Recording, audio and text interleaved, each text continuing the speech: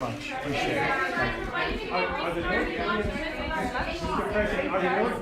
That's President Trump there in the Roosevelt Room addressing yet another ballistic missile launch from North Korea about 1:13 this afternoon, East Coast time. Also talking about the tax bill and slamming, as you heard, Democratic leaders Chuck Schumer and Nancy Pelosi saying that they're all talk, no action. All they like to do is raise taxes. We have a team of CNN reporters and contributors to discuss and cover all angles of these stories. Let's begin with CNN senior White House correspondent Jeff Zeleny. And Jeff, normally the president, I don't think, sits the Democrats next to him when he has these meetings. Normally it's the Republicans, but he's making a show there of the fact that the Senate Democratic leader Chuck Schumer of New York and the House Democratic leader Nancy Pelosi of California, they skipped this meeting. Bring us up to speed on how this all went down. Why are they not there? Jake, you're absolutely right, and I was struck by that as well, seeing those two empty chairs right there. And the top two Republicans in this town, other than the president, were relegated to the sides of the table. Speaker Ryan and and Senate Majority Leader Mitch McConnell, they always sit next to the president. But of course, this is the photograph the president wanted. He was very, cognizant of the visuals. But this all started several hours ago when the president sent out a message on social media, priming the pump for this meeting, if you will. And it's an example of tweets that have consequences. And the consequence was that the Democrats decided to not show up because of what the president sent out on Twitter. So let's start there. Look at this message he sent out this morning. He started it with a dear Chuck and Nancy, if you will. He said this. He said, meeting with Chuck and Nancy today about keeping the government open and working.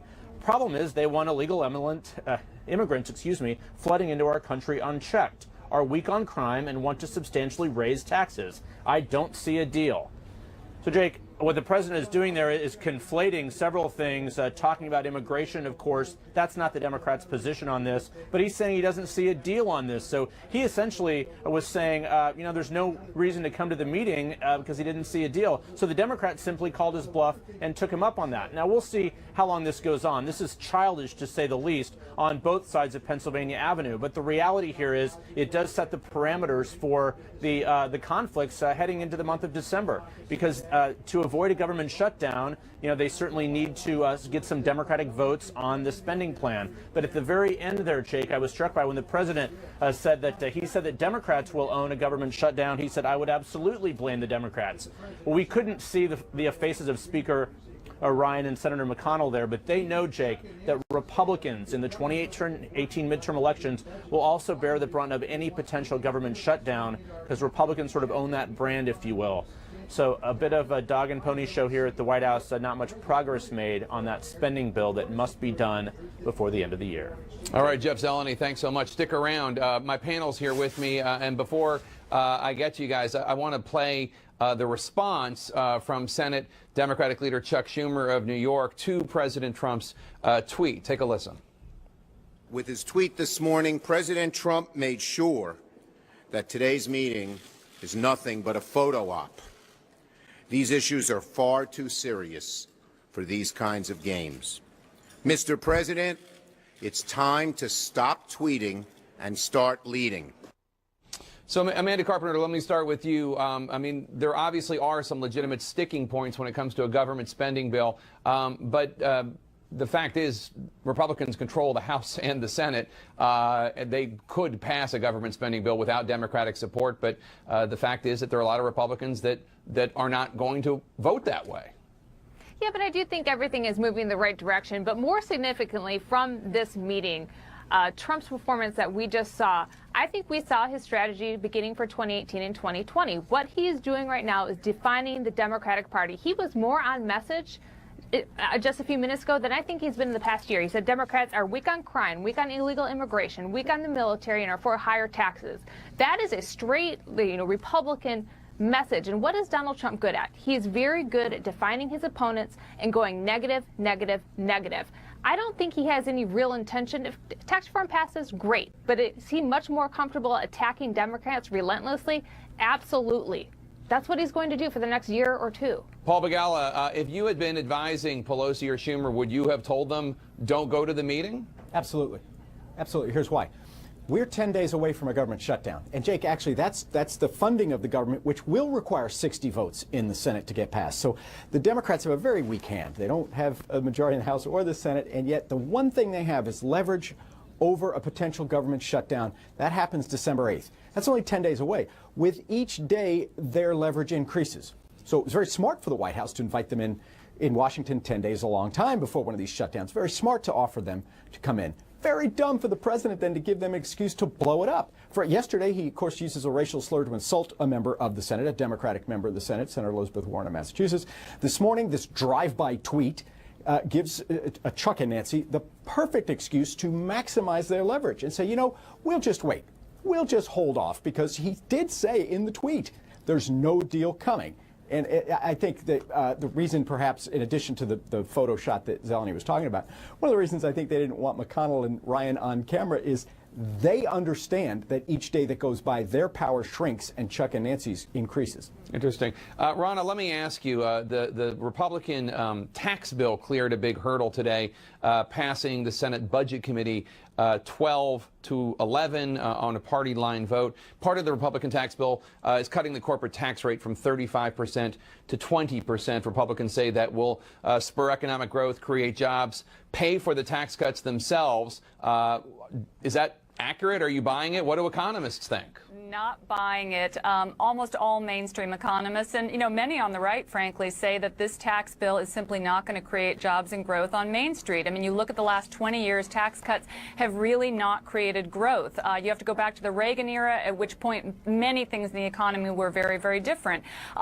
Really what we need to be doing at this point is thinking about how we're going to fund a social safety net under the many people that may have problems at the end of what is probably an economic expansion. I mean, we're a decade into this expansion. That's typically how long they last. This is not the time to be cutting taxes on the wealthiest corporations that have more power than any other entity in the U.S. right now.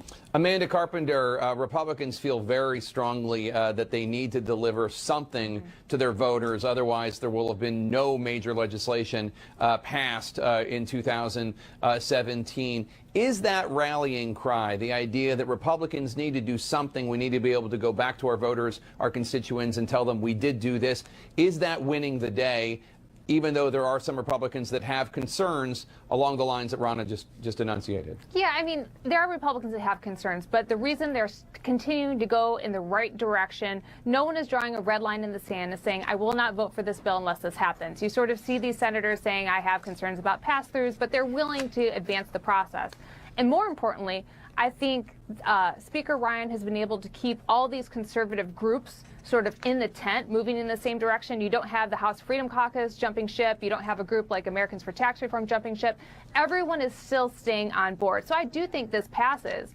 But I think a lot of senators want to be more comfortable with the messaging and be able to look Americans in the eye and say this absolutely cut taxes for everyone in a fair and equitable way. And they're just not quite there yet. Paul, during the lunch with Republicans in the Senate that President Trump had earlier today, the president said that he supported this bipartisan effort, the health care market stabilization bill that was being put forward by Republican Lamar Alexander and Democrat Patty Murray. That is a move towards bipartisanship. Does that surprise you at all? It does. And of course, everything this guy does surprises me, Jake. You're right. But both Senator Alexander, a respected Republican of Tennessee, Senator Murray, respected Democrat of Washington, have been among the few who've been able to put together bipartisan deals in Washington in the last couple of years.